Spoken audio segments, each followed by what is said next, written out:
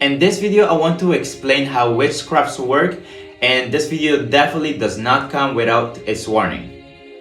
So in my background, I have a background in Latin America, and my mom, during her life, she experienced a lot of events that had to do with death, with divination, a little bit with that kind of energy. And so when I was growing up, I came often in contact with these experiences, and these experiences definitely mark you as a person. So when I started going to high school and the university, I was very science-based, and I was very logical, and I was very mathematic. So after a spiritual awakening, you really start seeing how, it's like the shadow behind the logic and all of the things that happen in this world of logic.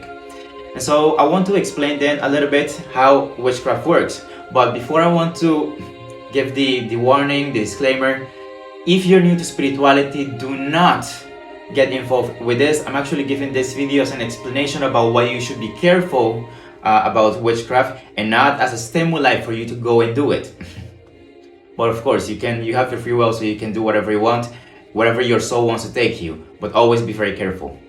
So how witchcraft works is, for example, when people have you noticed that when people start getting drunk and a little bit more active, then things start breaking? Glasses or sensitive things that are sensitive to energies will start breaking first, right? And so we might say that this is just because obviously we see from the storyline of a human, and we just experience things as in where people are drinking or moving a lot, and because they were moving a lot, things break. From another dimension, for another state of consciousness, what you see is actually how the energies are moving intensely, and therefore things are breaking, and it all just manifests as people moving around or things breaking. And it is just this awareness about the shadow aspect of what to us is so logical, so in this dimension. So in order for you to understand and master witchcraft, what you need to do is you need to have a very well developed third eye.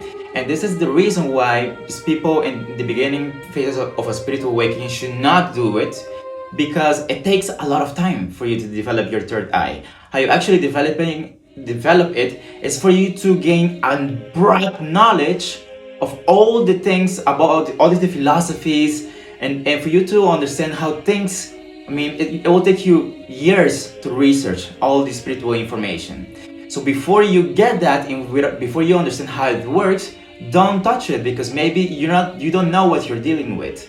So instead, just focus on love and the goodness of the world.